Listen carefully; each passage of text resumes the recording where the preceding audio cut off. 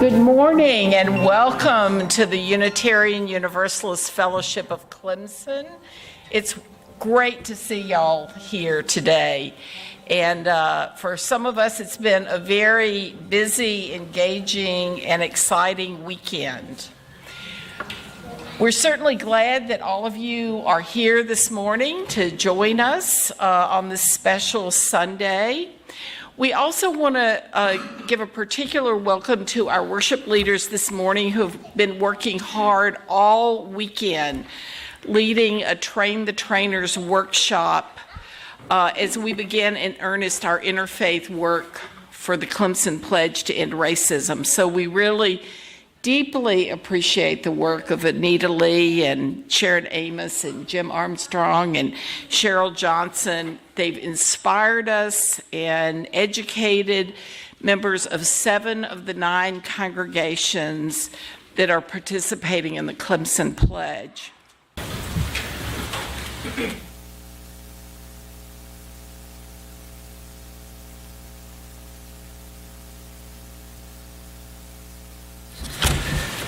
In April of 1963, during the Birmingham Civil Rights Campaign, Dr. King, the Reverend Dr. King, and a number of civil rights leaders were arrested and imprisoned in the local jail.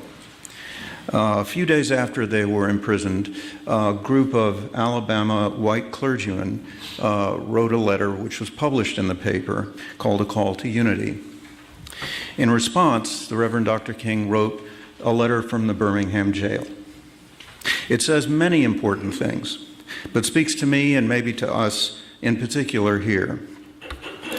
First, I must confess that over the past few years, I've been gravely disappointed with the white moderate. I've almost reached the regrettable conclusion that the Negro's great stumbling block in his stride toward freedom is not the white citizen's counselor or the Ku Klux Klanner, but the white moderate, who's more devoted to order than to justice, who constantly says, I agree with you in the goal you seek, but I cannot agree with your methods of direct action, who paternalistically, believes he can set the timetable for another man's freedom, who lives by a mythical concept of time, and who constantly advises the Negro to wait for a more convenient season. Shallow understanding from people of goodwill is more frustrating than absolute misunderstanding from people of ill will. Lukewarm acceptance is much more bewildering than outright rejection.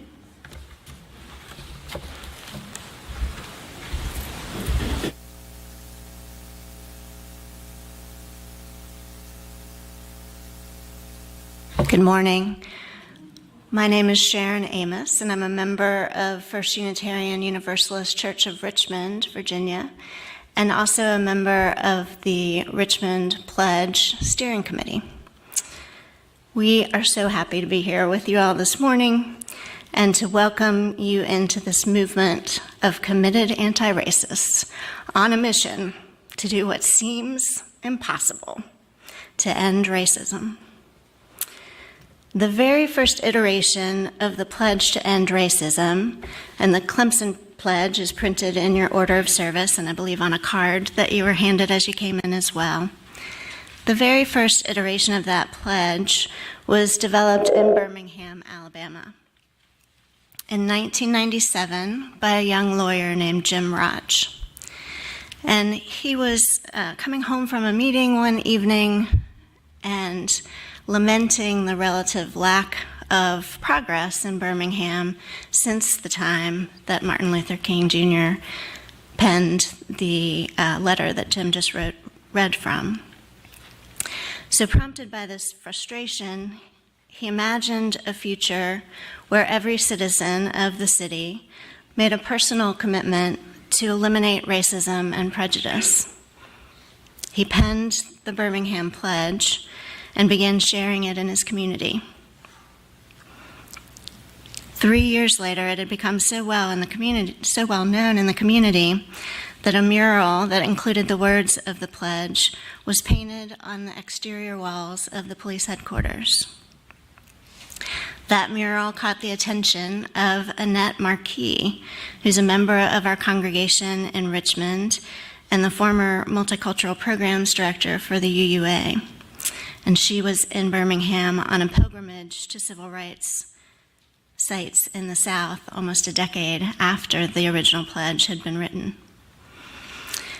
And that mural came back into her mind again one evening in 2014 when a group of our members sat together in our church feeling frustrated and heartbroken. We were heartbroken over the murders of young Black men and women. It seemed there had been an endless string that we had heard about. Trayvon Martin, Michael Brown, Tamir Rice, Eric Garner, and many others. We were becoming aware that while there were these names that we knew, there had been many other names that we never heard. And we were frustrated by that overwhelming feeling that what we were doing in response, while it was good, we were out marching, we were out in public witness, it felt wholly insufficient. And in that time, all of us sitting with our heads in our hands, Annette remembered this mural she had seen in Birmingham, and she remembered the Birmingham Pledge. And a discussion ensued that led to the creation of the Richmond Pledge to End Racism.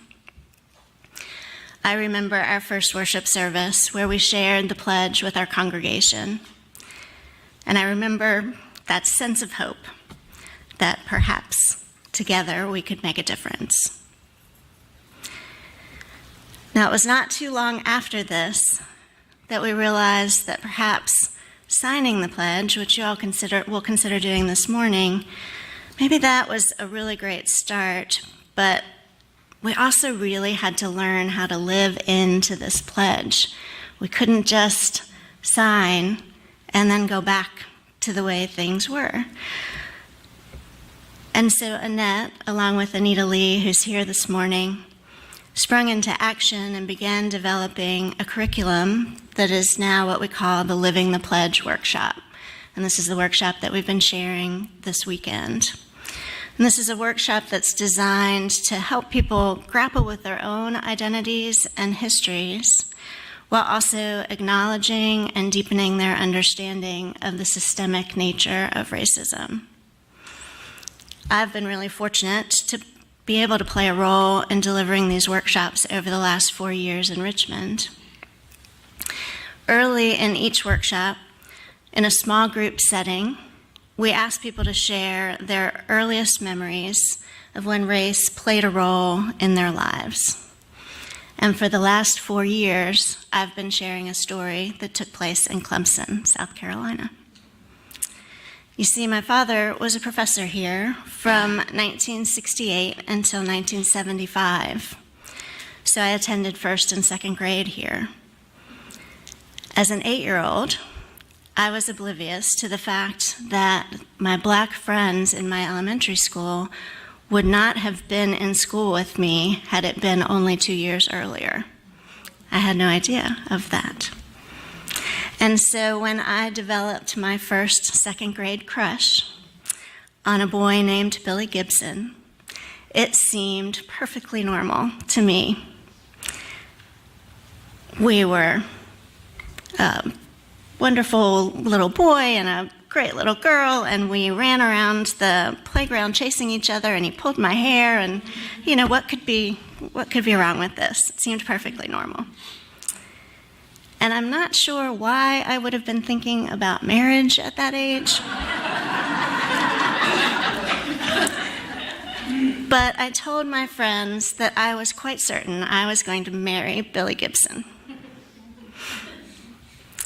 What I remember very vividly is the conversation that my mother had with me and the strikingly similar words that I then heard from my teacher. Each of them spoke to me alone, pulled aside in hushed tones. Billy's life will be very different from yours. You need to understand that. And I remember having a few thoughts. The first one was, you didn't really think I was serious about getting married, did you? I'm only 8. But the second was, this doesn't make sense. I don't understand this. It doesn't seem right. But it also seems really serious. And I'm not supposed to talk about it. We have to be carefully taught. And sometimes by those who believe that they're protecting us.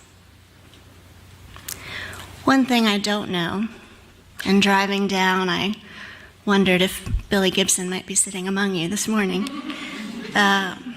Because one thing I don't know is whether there were any consequences for Billy because of my words. Each time I've shared this experience in a workshop, I gain a deeper understanding of its power and what it means for me, what it may have meant for him.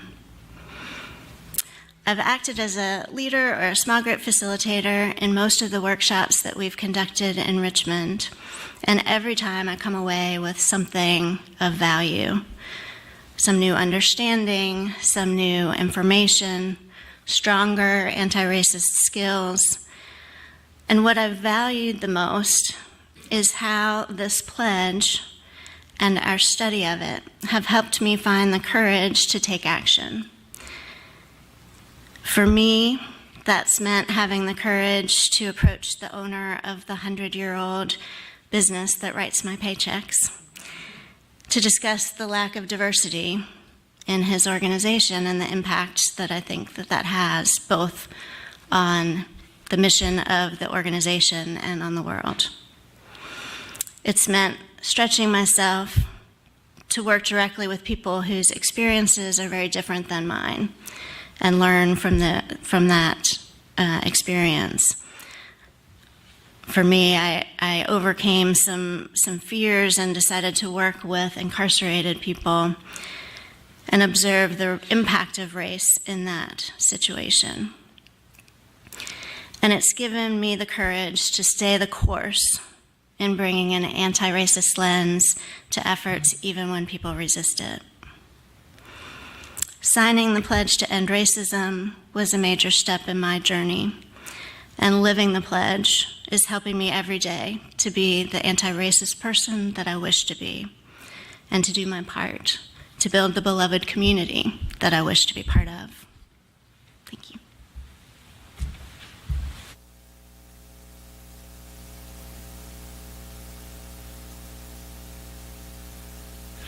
Good morning. I'm Jim Armstrong, and I'm from the First Unitarian Universalist Church in Richmond. And I want to share some of the journey I've been on for the past 70 years, I guess. And one of the things that I've learned over that time is it's important to be clear about identities. So I want to share, first of all, with you what some of my identities are. You won't know all of them, but some of my identities. And some of them are obvious to you, may seem obvious to you, and others you couldn't tell probably without my sharing them. I'm old. That's fairly straightforward, right? That's not particularly hard. I'm cisgendered. You probably wouldn't know that unless I said it out loud. I'm heterosexual. You wouldn't know that unless I said it out loud. I'm white. That might seem obvious.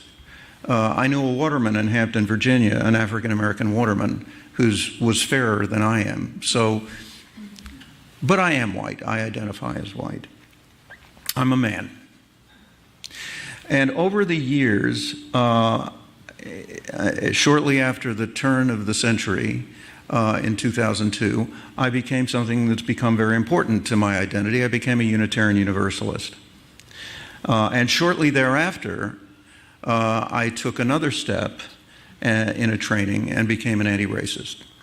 So those are the things now that are central to the way I think about myself and the way I present myself to others, and I try and be as clear as I can about all of that.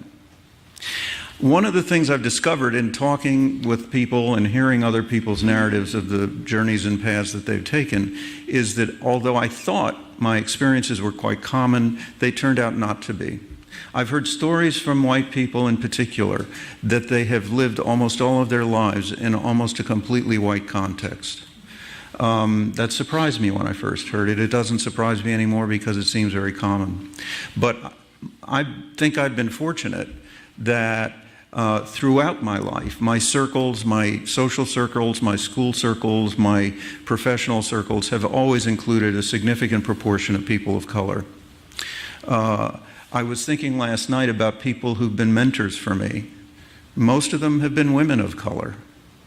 And I'll hold up people you don't know, but Christine Johnson, a marvelous woman from Hampton, Virginia, who did hair until she became a leader in the community action program in town. Suzanne Jones, who I met and worked for while she was living in public housing in Newport News and then bought a house in Hampton, Virginia.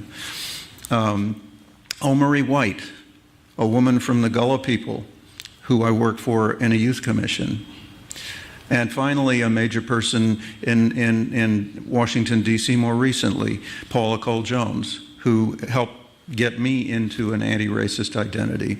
And finally, my spouse, Anita Lee, who's also been extremely helpful in a variety of ways in my growth. In 1993, I met Anita. In 1995, I ended my professional career in housing authorities and moved to Roanoke to be with Anita and started studying and working at Virginia Tech. And in 1997, we married. In 2002, we moved to Washington, D.C. so I could take a job because, frankly, Virginia Tech was driving me crazy. And there we found a Unitarian Universalist church that was home for us. And at that church, in February of 2003, we took a Jubilee weekend, anti-racism weekend training, which was a training the Unitarian Universalist Association still runs. And that opened my eyes. The scales fell away. I don't think I'd grown up to be a bigoted person, but I had no idea the ways in which systemic and institutional processes worked to disempower and marginalize people of color and to